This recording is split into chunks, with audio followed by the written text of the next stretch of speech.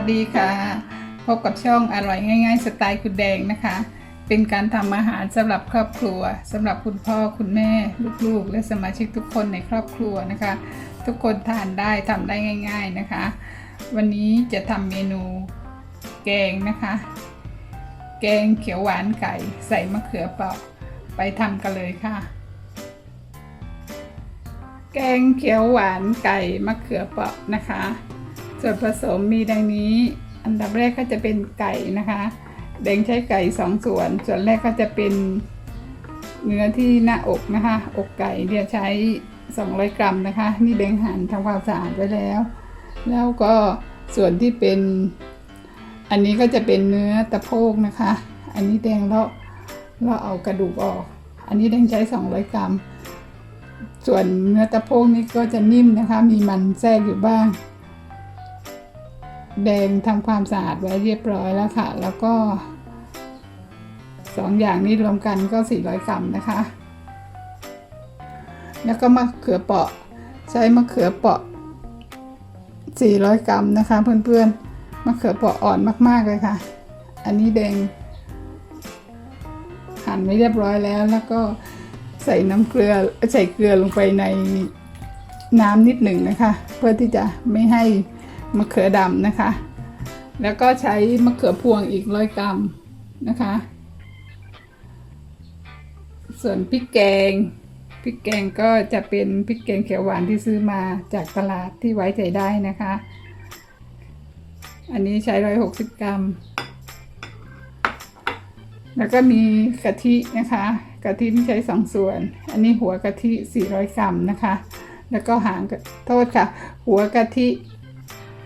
400 ml นะคะแล้วก็หางกะทิ700 ml นอกนั้นก็จะเป็นใบผักนะคะก็จะใบโหระพา1 กรัมนะคะแล้วก็ใบมะกรูดแล้วก็พริกชี้ฟ้าพริกแดงพริกเขียวนะคะไปทำกันเลยค่ะเริ่มทำกันเลยนะคะเริ่มจากเราเอาพริกแกงไปผัดให้หอมนะคะเปิดไฟเลยค่ะ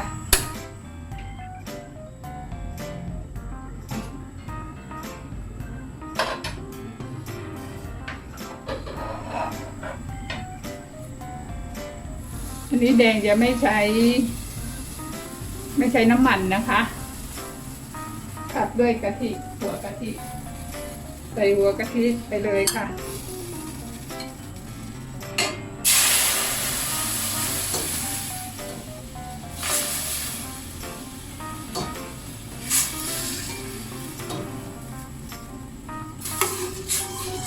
เราเคี่ยวหัวกะทิให้แตกมันก่อนนะคะเคี่ยวไปเรื่อยๆจนเขาแตกมันนะคะ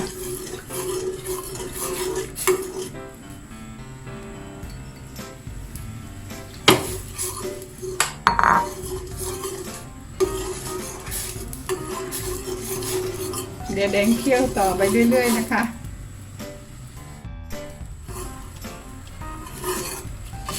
กะทิเริ่มแตกมันแล้วนะคะเพื่อนๆแล้วก็กะทิหอมมากๆเลยค่ะเดี๋ยวเอาพริกแกงลงไปผัดนะคะ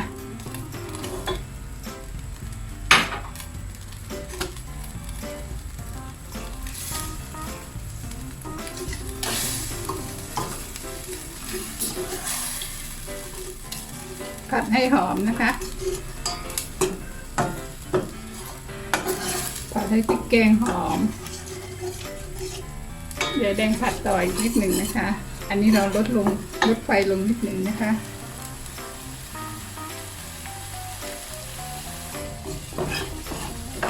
เราผัดพริกแกงจนหอมมากเลยนะคะเพื่อนๆแล้วก็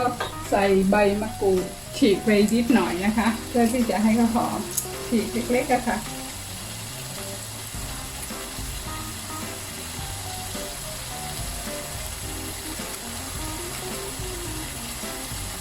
ใส่ใบมะกรูดฉีกเข้าไปเนี่ยแตกมันแล้วนะคะแดงยังสำรองกะทิไว้นิดหนึ่งนะคะ เ ไว้เวลาผัดแล้วจะไหม้อะค่ะหอมมากๆเลยค่ะเพื่อนๆใส่ไก่ไปเลยค่ะใส่ไก่ลงไปผัดเลยค่ะ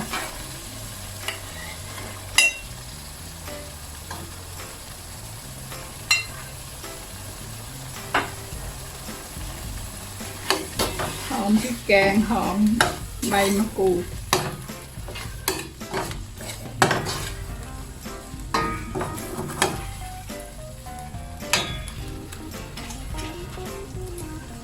โอ้กลิ่นหอมมากๆเลยค่ะเพื่อนๆเดี๋ยวผัดต่อนะคะผัดจนไก่สุกประมาณ 60% แล้วค่ะเพื่อนๆอันนี้เราก็จะใส่หางกะทิไปต้มได้แล้วค่ะกลิ่นหอมมากๆเลยนะคะเดี๋ยวใส่หางกะทิเลยค่ะแดงใช้หางกะทิ700 ml นะคะแกงหม้อใหญ่เนี่ยก็เร่งไฟเลยค่ะอย่าแดงต้มต่อนะคะหลังจากต้มมาสักพักหนึ่งแล้วนะคะไก่ก็จะสุกแล้วนะคะแดงจะเติมเครื่องปรุงนะคะแต่ว่าขอชิมรสชาติก่อนเพราะว่าในพริกแกงนี้ไม่แน่ใจว่าเขาใส่กะปิใส่เกลือมาแค่ไหนนะคะอันนี้ขอชิมก่อนนะคะ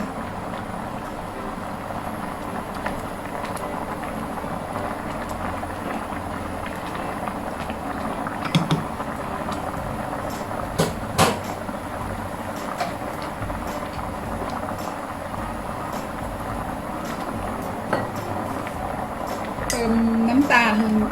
าลปี๊บลงไปนะคะไปสักช้อนครึ่งนะคะเราไม่ต้องใส่เยอะเพราะว่าในกะทิก็มีความหวานแล้วก็ใส่น้ำปลานะคะ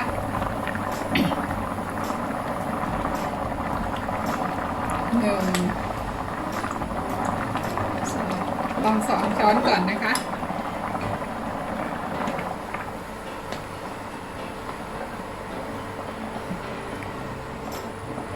แล้วกะทิหัวกะทิที่เหลือเมื่อกี้นะคะแดงก็จะใส่ลงไปด้วยที่เอาไว้ผัดพริกแกงจะทำให้แกงเนี่ยเข้มข้นมากขึ้นนะคะ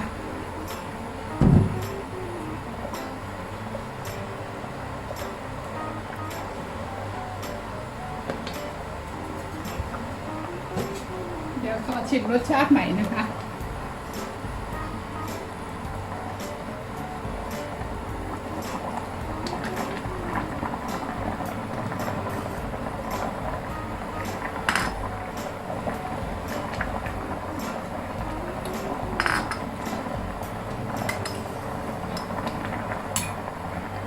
เติมน้ำปลาอีกนะคะอีกสัก2 ช้อน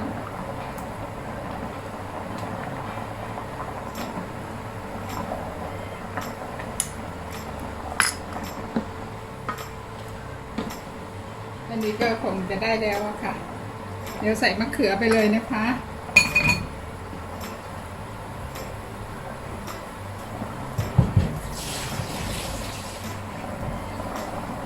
ใส่มะเขือไปเลยค่ะ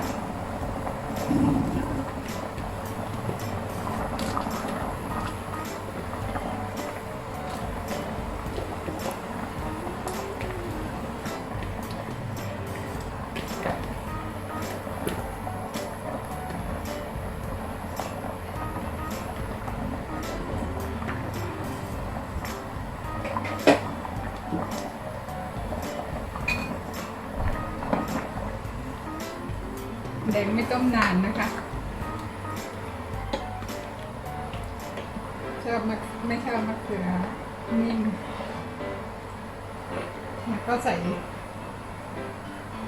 มะเขือพวงไปเลยค่ะ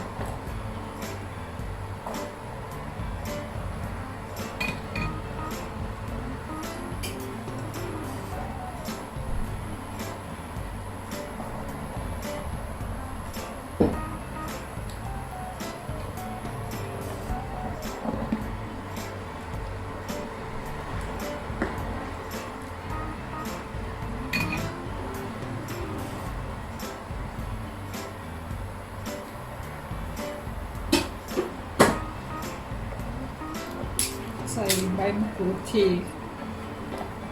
ไปอีกนะคะหอม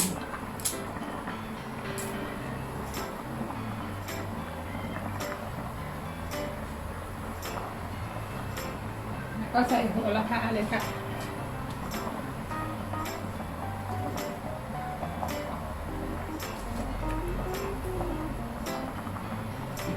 ใส่พริกแดงพริกเขียวเลยค่ะ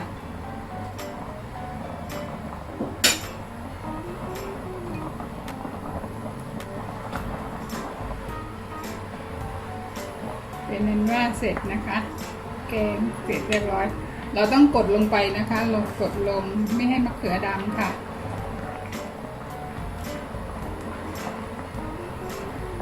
ใช้ได้เลยค่ะเดี๋ยวไปตักเสิร์ฟกันนะคะน่าทานมากเลยนะคะเพื่อนๆดูนะคะน่าทานมากๆเลยค่ะ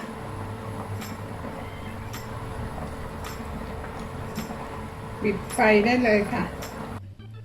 แดงตักใส่ชามพร้อมเสิร์ฟเรียบร้อยแล้วค่ะ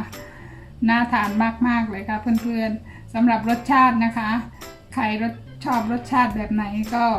เติมเครื่องปรุงไปอีกได้นะคะสำหรับแดงก็จะชอบประมาณนี้ขอบคุณนะคะที่ติดตามชม